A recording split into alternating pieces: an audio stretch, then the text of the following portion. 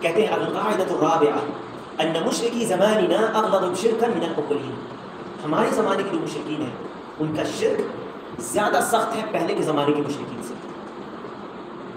جو شرک کر رہا ہے اس کو مشرک نہیں کہیں گے تو اور کیا کہیں گے؟ موحد کہیں. تو کہتے ہیں مشرکین کہتے ہیں. یہاں پر کسی ایک خاص شخص کے بارے میں نہیں بیان ہو رہا ہے، یہ عمومی طور پہ بیان کیا جا رہا ہے. جو بھی شرک کرتا ہے غیر اللہ کی بات کرتا ہے وہ مشرک ہے وہ شخص. ہاں ایک خاص شخص کے اوپر ہم اس کو کافر نہیں کہیں گے جب تک اس کے پاس حجت پوری نہیں کریں. ٹھیک ہے، وہ الگ مسئلہ ہے. لیکن جو شرک کر رہا ہے وہ مشرک ہے. تو جو ہمارے زمانے کہتے ہیں کہ ہمارے زمانے کے جو شرک مشرکین ہیں، تو یہ جو مصنف ہے ان کی پیدائش ہوئی ہے 1100، یہ کون سا چل رہا ہے 1444 چل رہا ہے.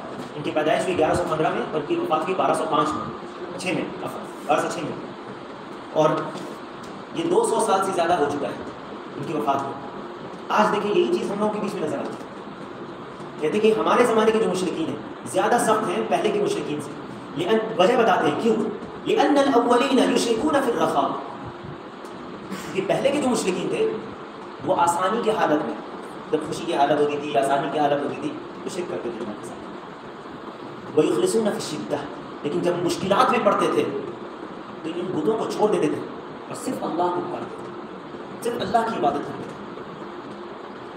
ومشرکو زماننا، اور ہمارے زمانے کے جو مشرک ہیں، اور یہ بالکل بات حق ہے، شرکہم دائم فی الرخاء والشدہ، ان کا شرک ہمیشہ ہوتا ہے خوشحالی میں بھی اور بدحالی میں بھی. والدلیل قولہ تعالی، دیکھو اب اللہ کے فرمان سے یہ دلیل دیتے ہیں. اللہ کا فرمان ہے سورۃ العنکبوت آیت نمبر 65، کہتے ہیں فَإِذَا رَكِبُوا فِي الْفُلْكِ دَعَوُا اللَّهَ فَإِذَا رَكِبُوا فِي الْفُلْكِ دَعَوُا اللَّهَ مُخْلِصِينَ لَهُ الدِّينَ، جب وہ کشتی پر سوار ہوتے ہیں تو اللہ کو خالص کر کے پکارتے ہیں، اللہ کی ہی عبادت خالص کرتے ہیں، اللہ ہی کے لیے پکارتے ہیں. اللہ نجات دے، تیرے سوا کوئی بچانے والا نہیں، تیرے سوا کوئی بچانے والا نہیں. وہاں بزرگوں کا وسیلہ نہیں لگاتے تھے، نہیں پکارتے تھے بزرگوں کے ذریعے. آج ہمارے اندر مصیبت آتی، بیماری آتی نہ ہے تو ہے بزرگ اللہ سے ہمارے لیے دعا کرتے، اللہ سے مصیبت میں درد میں ایک آدمی روتا ہے اور یہ دعا کرتا ہے. اس کا شرک زیادہ غلیظ ہے، زیادہ سخت ہے. دیکھیں وہ ایک حالت ایسی ہوتی تھی اس میں شرک ہی نہیں کرتے تھے، اللہ سے دعا کرتے. فَإِذَا رَكِبُوا فِي الْفُلْكِ دَعَوُا اللَّهَ مُخْلِصِينَ لَهُ الدِّينَ فَلَمَّا نَجَّاهُمْ إِلَى الْبَرِّ، جب اللہ تعالیٰ اس کو خشکی پر لے آتا تھا، اب سمندر سے آپ آ گئے، اِذَا هُمْ يُشْرِكُونَ، تب وہ شرک کرنے لگتے. اور جب سمندر میں پھنستے تھے، اور کئی آیتیں ہیں اس طرح کی، صرف ایک آیت نہیں ہے، قرآن میں کئی جگہ اللہ نے بیان کیا. وہ اپنی شرک کو جب وہ پھنستے تھے وہاں پر وہ اللہ کو پکارتے، اور جب نجات ان کو مل جاتی تھی تب وہ شرک. ہمارے زمانے کے جو مشرکین ہیں اولاد نہیں ہوتی ہے تو اجمیر جاتے ہیں، کہ فلاں کو اولاد ہو گئی تھی اجمیر میں جاتے ہیں. بیماری ہوتی ہے کسی کو تو کہتا ہے ہم فلاں بزرگ کو پکارا، اللہ سے میرے لیے دعا کرو.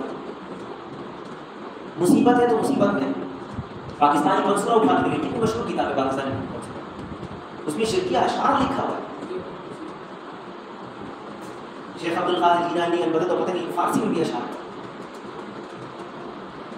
تو یہ جو مصیبت ہے پہلی وجہ یہ ہے. دوسری وجہ بتاتے ہیں کہ ہمارے زمانے کے جو مشرکین ہیں ان کا شرک زیادہ سخت ہے. دوسری وجہ اس میں سے ایک ہی وجہ کی مختصر مثال ہے، کشف شبہات میں اور بھی چیزیں. دوسری وجہ یہ ہے کہ پہلے زمانے کے مشرکین جو تھے وہ نیک اور صالحین لوگوں کی عبادت کرتے تھے، یا انبیاء کی عبادت کرتے تھے، یا جمادات کی، پتھر، سورج. لیکن آج کے مشرکین ان لوگوں کی عبادت کرتے ہیں جو ملنگ اور گندے قسم کے جو لوگ ہوتے ہیں، جن کو لوگ اپنے گمان سے ولی کا ایک لقب دے دیتے ہیں. ارواح ثلاثہ میں لکھا ہے کہ مولانا اشرف علی تھانوی کو لکھا ہے کہ ایک بزرگ تھے جو ننگے رہا کرتے تھے، مجذوب تھے، ننگے رہا کرتے تھے، اپنے آپ کو رب العالمین کہتے تھے. یہ حکایت اولیاء میں ہے، اس کو اولیاء مان رہے ہیں. یہ ہوتا ہے نا اس طرح کی چیزوں کو عوام الناس میں جو بیچاری معصوم، جو بھولی بھالی عوام، معصوم تک نہیں کہتے، بھولی بھالی عوام، ان کے بیچ میں اس چیز کو پھیلا دیا. اس سے کیا نتیجہ نکلے؟ آپ اس کو جاہل چاہتے رہنے. قرآن مت پڑھو، تم کو سمجھ میں نہیں آئے گا. قرآن نازل ہوا تو صحابہ سمجھ گئے، اور صحابہ نے کتنی کامیابی حاصل کر لی. اگر قرآن اللہ تعالیٰ نے کیوں نازل کیا؟ وہ شفا ہے اور رحمت ہے. ہدایت ہے مومنوں کے لیے. یہاں پر یہ رسالہ ختم ہو جاتا ہے. کہتے ہیں واللہ اعلم وصلی اللہ علی محمد. پھر نبی صلی اللہ علیہ وسلم پر درود السلام بھیجتے ہیں اور اللہ تعالیٰ زیادہ جانتا ہے. واللہ اعلم, اللہ تعالیٰ زیادہ جانتا ہے. وصلی اللہ علی محمد, اور اللہ کے نبی صلی اللہ علیہ وسلم پر درود السلام بھیجتے ہیں. وعلی آلہ, اور نبی صلی اللہ علیہ وسلم کے آل پر. وصحبہ وسلم, نبی صلی اللہ علیہ وسلم کے صحابہ کرام درود السلام. یہ رسالہ ختم.